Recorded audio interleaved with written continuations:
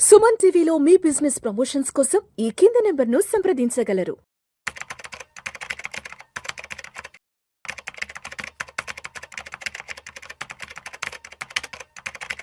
నమస్తే, welcome to Suman TV. నేను విష్ణు. ప్రస్తుతంతో పాటు search for financial planner doctor Bachchu Anil Kumar garu ఉన్నారు. సార్తో మాట్లాడదాం. అనిల్ గారు నమస్తే సార్. నమస్తే Vishnu garu. Yes, welcome to Suman TV. Thank you అండి. ఆల్మోస్ట్ ఒక 1 month గ్యాప్ వచ్చింది. ప్రాజెక్ట్ మీద ఆస్ట్రేలియా కూడా విజిట్ చేసాం. అవునండి, ఆస్ట్రేలియాలో చాలా ఇన్వెస్టర్స్ ని కూడా కలిశాను, ఎన్ఆర్ఐస్ ని చాలా మందిని కలిశాను. అక్కడ నుంచి కూడా కొంచెం వాళ్ళ పర్స్పెక్టివ్ కూడా ఇన్వెస్ట్మెంట్స్ కి ఎలా ఉంటాయి ఇండియాలో అనేది తెలుసుకొని వచ్చాను. అయితే ఇన్వెస్ట్మెంట్స్ కి సంబంధించి భారత్ కి, మన ఇండియాకి ఒక మంచి గుడ్ న్యూస్ కూడా రావడం జరిగింది మైక్రోసాఫ్ట్ నుంచి. Yes. సత్య నాదెల్ల గారు కూడా దాన్ని అఫీషియల్ గా ప్రకటించారు. ప్రధాని నరేంద్ర మోదీ గారితో కూడా దాని గురించి చర్చించడం కూడా జరిగింది. సో ఆయన ఎక్స్ అకౌంట్ లో డైరెక్ట్ గా ఆయన పోస్ట్ చేశారు. భారతదేశానికి మైక్రోసాఫ్ట్ నుంచి 1.5 లక్షల కోట్ల పెట్టుబడులు పెట్టేందుకు మైక్రోసాఫ్ట్ వైపు నుంచి మేము సిద్ధంగా ఉన్నామంటూ కూడా వారు ప్రకటించడం జరిగింది. మరి ఈ మైక్రోసాఫ్ట్ పెట్టుబడులు భారతదేశంలో అనేవి ఇవి మన ఇండియన్ మార్కెట్స్ కి ఎంతవరకు ఊతమిచ్చే అవకాశం ఉందంటారు? అండ్ ఎస్పెషల్లీ మన తెలుగు స్టేట్స్ కి సంబంధించి ఉపాధి ఉద్యోగ అవకాశాలకు సంబంధించి ఏదైనా ముందు అవకాశం ఉందంటారు? అసలు ఇది చాలా సిగ్నిఫికెంట్ అన్నమాట. వేరే అంటే చాలా ఇన్వెస్ట్మెంట్స్ అన్ని కంపెనీస్ పెడతా ఉన్నాయి. ఈవెన్ మైక్రోసాఫ్ట్ కూడా ఈ సంవత్సరం ఆల్రెడీ $3 బిలియన్ అంటే దగ్గర ఒక 21,000 కోట్లు అనేది ఆల్రెడీ అనౌన్స్ చేసింది. దానికి అడిషనల్ గా ఈ $17.5 బిలియన్ ఏదైతే ఉందో 1,55,000 కోట్ల ఇన్వెస్ట్మెంట్స్ ఫ్రమ్ 2026 నుంచి 2029 వరకు 4 సంవత్సరాల గ్యాప్లో ఈ 1,55,000 కోట్లు ఇండియాలో ఇన్వెస్ట్ చేయబోతున్నాం అని సత్యనారాయణ ఏదైతే చెప్పాడో దానిలో ఇంపార్టెన్స్ ఏంటంటే ఎలా దాన్ని స్పెండ్ చేయబోతున్నారు. ఎందుకంటే ఈ ఇన్వెస్ట్మెంట్స్ వచ్చేసి 3 సిటీస్లో రాబోతా ఉన్నాయి: చెన్నై, హైదరాబాద్ అండ్ పూణే. ఈ 3 చోట్ల కూడా పూణేలో ఆల్రెడీ వాళ్ళు కొత్త డేటా సెంటర్ పెడతా ఉన్నారు. హైదరాబాద్లో ఆల్రెడీ తెలంగాణ గవర్నమెంట్తో ఒక 15,000 కోట్లతో డేటా సెంటర్ ఆల్రెడీ ముందే ప్లాన్ చేశారు. ప్లస్ సైమల్టేనియస్లీ హైదరాబాద్లో గచ్చిబౌలిలో ఇంకో క్యాంపస్ కూడా మొదలు పెట్టబోతా ఉన్నారు. సో ఫస్ట్ థింగ్, ఈ ఇన్వెస్ట్మెంట్స్ ఒక్క సిటీకి కాదు, ఈ 1,55,000 కోట్ల వల్ల మల్టిపుల్ ప్లేస్లో ఇన్వెస్ట్మెంట్స్ రాబోతా ఉన్నాయి. దీనివల్ల డేటా సెంటర్స్కి అనుకోండి, 3 సిటీస్లో కూడా రియల్ ఎస్టేట్కి కానివ్వండి, ఆఫీస్ స్పేస్ వాళ్ళకి కానివ్వండి, మిగిలిన చాలా అలైడ్ ఇండస్ట్రీస్ ఏవైతే ఉన్నాయో అన్నింటికి యూజ్ అవుతుంది. అది షూర్. ఎనీ ఎఫ్డిఐ ఇస్ మంచిది. అందులో ఎఫ్డిఐ మల్టిపుల్, ఒక్క సిటీలో కాకుండా ఇట్లాంటి ఇప్పుడు కొన్ని సెక్టర్లో ఉంటాయి, పెట్రోకెమికల్స్ కానీ అట్లాంటి వాటిలో ఎఫ్డిఐ వచ్చినప్పుడు ఏంటంటే ఒకటే చోట దట్టు ఒక 2-3 కంపెనీలకి లాభం వస్తాం. బట్ ఇట్లాంటి ఐటీ సర్వీసెస్ కంపెనీ వచ్చినప్పుడు ఏంటంటే తన అడిషనల్ ఎక్స్పాన్షన్కి వచ్చినప్పుడు రైట్ ఫ్రమ్ రియల్ ఎస్టేట్ ఏదైతే ఆ బిల్డింగ్ కట్టిన ప్లేస్ నుంచి సో మెనీ ఇండస్ట్రీస్కి అందరికీ కూడా ఊతమిస్తుంది అనమాట, అందరికీ ఉపయోగపడుతుంది. సో ఇక్కడ అదెంత ఇంపార్టెంటో. సెకండ్ ఏంటంటే ఇది మన మైక్రోసాఫ్ట్ది లార్జెస్ట్ ఇన్వెస్ట్మెంట్ అనమాట ఏషియాలో. ఇంతవరకు ఇంత పెద్ద ఇన్వెస్ట్మెంట్ 17.5 బిలియన్ ఎప్పుడు పెట్టలేదు. ఇది ఫస్ట్ టైం పెడుతున్నారు, దట్టు ఇండియాలో పెడతా ఉన్నారు. అండ్ ఇక్కడ ఏంటంటే ఇండియాకి మన నరేంద్ర మోడీ గారి ప్రభుత్వం ఏంటంటే ఒక ఏఐ రోడ్ మ్యాప్ అని అండ్ డిజిటల్ పబ్లిక్ ఇన్ఫ్రాస్ట్రక్చర్ అని ఆల్రెడీ ఒక కొత్త మిషన్ మొదలుపెట్టారు. దాంట్లో భాగంగా ఈ $17.5 మిలియన్ కూడా యాడ్ అవ్వబోతూ ఉన్నాయి. ఆ మిషన్లో ఎలా యాడ్ చేయబోతున్నారు అంటే, సో ఒకటి 4 years 2026 నుంచి 2029 వరకు 4 సంవత్సరాల గ్యాప్లో ఈ ఇన్వెస్ట్మెంట్ రాబోతూ ఉంది. అండ్ ఇంతకుముందు ఆల్రెడీ ఇండియాలో ఏఐ క్లౌడ్ ఇన్ఫ్రాస్ట్రక్చర్ కోసం $3 బిలియన్ చెప్పారు. అది దానికి ఆపోజిట్, ఇంకా అగైనెస్ట్ అంటే మొత్తం దగ్గర $20 బిలియన్.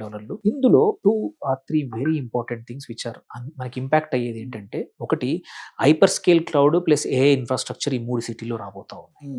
సో దీనివల్ల ఏంటంటే ఉన్న ఈ ఓన్లీ వీళ్ళ ఇన్వెస్ట్మెంటే కాకుండా ఇట్లాంటి ఇన్ఫ్రాస్ట్రక్చర్ హైపర్ స్కేల్ క్లౌడ్ ఇవ్వడం వల్ల వేరే అసోసియేటెడ్ జీసీసీస్ కూడా వీళ్ళ దగ్గరికి రావచ్చు. ఎందుకంటే వీళ్ళ అజ్యూర్ ఏదైతే ఉందో ప్లాట్ఫామ్, క్లౌడ్ ప్లాట్ఫామ్, అది స్ట్రాంగ్గా ఉండడం వల్ల మోర్ ఇన్వెస్ట్మెంట్స్ కూడా వేరే కంపెనీస్ కూడా వచ్చి ఇండియాలో ఇన్వెస్ట్ చేయొచ్చు, కొత్త జీసీసీస్ రావచ్చు. దెన్ అండ్ సెకండ్ ఇంపార్టెంట్, అన్నిటికన్నా ఈ ఇన్వెస్ట్మెంట్లో ఆయన మాటికి స్ట్రెస్ చేసింది ఏంటంటే సావెరిన్ రెడీ ఏఐ సిస్టమ్స్. ఇప్పుడున్న సిస్టమ్స్ ఏంటంటే ఇండియన్ డేటాని వాడుకుంటున్నాయి.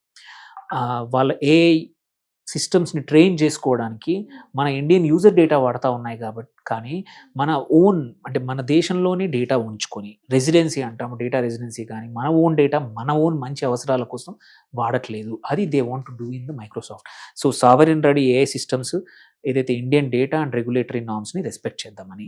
అండ్ లాస్ట్ అన్నిటికన్నా ఇంపార్టెంట్ మేజర్ ఇంపాక్ట్ ఏమవుతుందంటే large scale AI skilling of population అని చేయబోతా ఉన్నారు. ఆల్రెడీ తెలంగాణ గవర్నమెంట్తో లాస్ట్ టైం చేసినప్పుడే 1,20,000 మందిని స్కూల్ టీచర్లని స్కూల్లో పిల్లల్ని ట్రైన్ చేస్తామన్నారు ఏఐకి.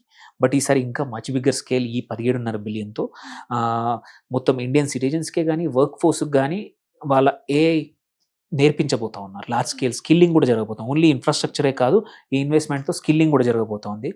సో వీటి వల్ల ఏంటంటే ఇండియా ఓన్లీ ఏఐ కన్జ్యూమరే కాదు, బట్ ఏఐ ప్రొడ్యూసర్ కూడా అవబోతా ఉంది. సో అది ఈ ఇన్వెస్ట్మెంట్ యొక్క అవకాశము.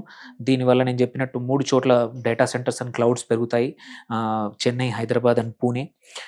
దాంతోపాటు ఒక ఈ 15,000 కోట్ల ఆల్రెడీ ఏఐ డేటా సెంటర్ ఏదైతే హైదరాబాద్కు ఉందో వాళ్ళ న్యూ గచ్చిబౌలి క్యాంపస్ ఇంకోటి ఎక్స్పాన్షన్ కాబోతా ఉంది.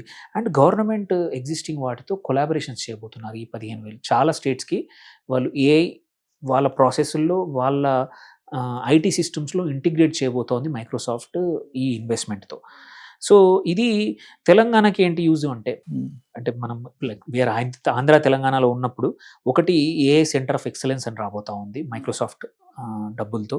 అట్లాగే AI knowledge hub and training hub, training programs 500 government స్కూల్స్లో మైక్రోసాఫ్ట్ చేయబోతాం. సో అంటే ఏఐ ఓన్లీ డబ్బున్న మిడిల్ క్లాస్ పిల్లలకి స్కూల్స్కే కాకుండా ఈవెన్ గవర్నమెంట్ స్కూల్స్లో కూడా చేయబోతున్నారు. సో దీనివల్ల ఏంటంటే మైక్రోసాఫ్ట్ ఏం చెప్పిందంటే తన ప్లాన్లు కూడా ఒక ట్రయాంగిల్, ఏఐ ట్రయాంగిల్ అని ఇండియాలో వాళ్ళు చేయబోతున్నారు. చెన్నై, హైదరాబాద్, పూణే.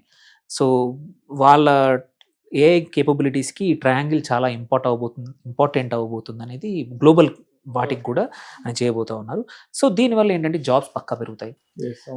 చిన్న చిన్న ఎంఎస్ఎంఈలకి ఏఐ టూల్స్ అన్నీ కూడా క్లౌడ్ ఇన్ఫ్రాస్ట్రక్చర్ కూడా తక్కువ రేట్కి అవైలబుల్ అవుతాయి. సో ఆన్ ద హోల్ చూసుకుంటే ఒకటి వర్క్ ఫోర్స్, దీనివల్ల కొత్త జాబ్స్ క్రియేట్ అవుతాయి, రకరకాల ఇండస్ట్రీస్కి హెల్ప్ అవుతుంది, అండ్ అన్నిటికన్నా ఇంపార్టెంట్ స్కిల్లింగ్ కూడా నడుస్తూ ఉంది. సో ఆన్ ద హోల్ ఈ ఇన్వెస్ట్మెంట్ అనేది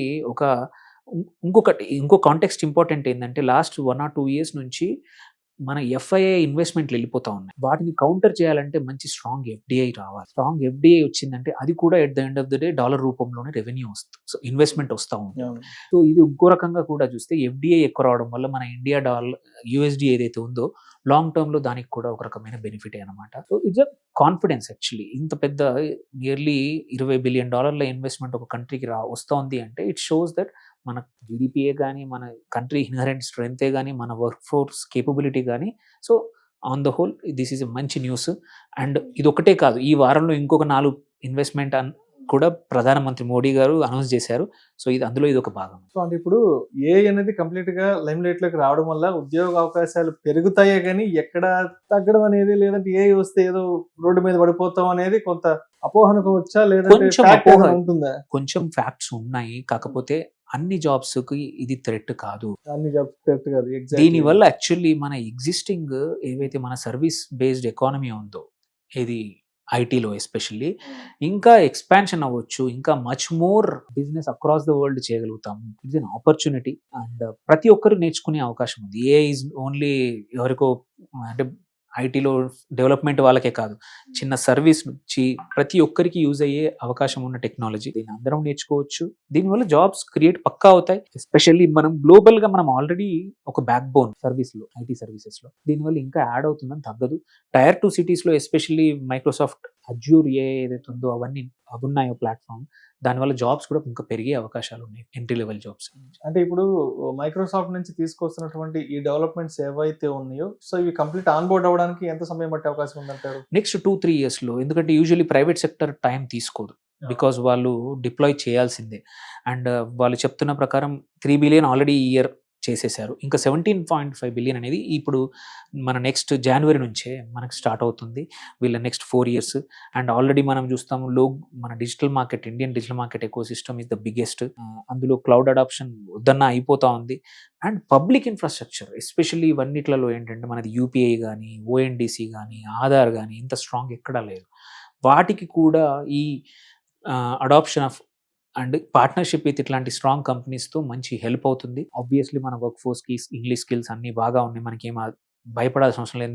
న్యాచురల్గానే ఇవన్నిటిని మనం ట్రైనింగ్ కానీ వాటిని యూజ్ కూడా మనం బాగా చేసుకోగలుగుతాము. సో ఈ కాంపిటీషన్ ఏదైతే ఉందో వీళ్ళ కంపెనీస్కి, ఇది గూగుల్కి, అమెజాన్, AWS, ఎన్విడియా ఇట్లాంటి కంపెనీస్ అన్నీ కూడా ఒకటి కన్నా పోటీపడి ఇండియాలో ఇన్వెస్ట్ చేస్తూ ఉన్నాయి. బికాజ్ వాళ్ళు నెక్స్ట్ AI రేస్ ఏదైతే ఉందో ఆ రేస్ని మిస్ కావద్దు అంటే ఇంత మంచి ట్రైనబుల్ వర్క్ ఫోర్స్ వేరే కంట్రీలో లేదు.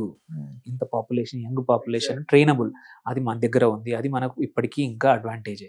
సో ఇది మాత్రం మంచి న్యూస్. అంటే ఎక్కడైతే ఈ టైంలో మనం వింటున్నాం AI వల్ల జాబులు పోతున్నాయని భయపడుతున్న టైంలో ఇట్లాంటి కొత్త ఇన్వెస్ట్మెంట్లు అనేది ఒక మూడ్ చేంజ్ అవడం మాత్రం ఐటీ మేజర్గా ఎంప్లాయ్ చేస్తుందో వర్క్ ఫోర్స్ని వాళ్ళకు మంచి న్యూస్ అయ్యింది. సో మొత్తానికి భారతదేశంలో అంటే బయట దేశాల వాళ్ళు భారతదేశంలో పెట్టుబడి పెట్టడానికి ప్రధాన కారణం ఇంకోటి కూడా ఉంటుంది అనిల్ గారు. అంటే ఇక్కడ ఉన్నటువంటి మ్యాన్ పవర్, వర్క్ ఫోర్స్ ఏదైతే ఉందో కొంత తక్కువ ఖర్చుకే ఇక్కడ వస్తారు and compared with the US, UK అక్కడ పోల్చుకుంటే. అదొకటి. ఇంకోటి ట్రైనబుల్ వర్క్. చాలా చోట్ల ఏంటంటే జాబులు చేద్దామని మనుషులు వచ్చినా కానీ వాళ్ళు ట్రైన్ చేయలేరు. అది ఇంగ్లీష్ అయి ఉండొచ్చు, టెక్నాలజీ అయి ఉండొచ్చు, తొందరగా అడాప్ట్ చేయడానికి కూడా కష్టం. మన దగ్గర అలాంటి ఇబ్బంది లేదు. మన స్టూడెంట్స్ దగ్గర కానీ ఎగ్జిస్టింగ్ వర్క్ చేసే వాళ్ళకు కూడా ఈజీలీ ట్రైనబుల్ అనమాట. సో అందుకోసం ఇది ఒక మనకు అడ్వాంటేజ్. అండ్ ఈవెన్ గ్లోబల్గా కూడా వేరే కంట్రీస్ కూడా మనం హెల్ప్ చేసిన వాళ్ళమే అవుతున్నట్టు అనమాట. Right. Thank you sir. Thank you so much Anil గారు. థ్యాంక్ యూ అండి.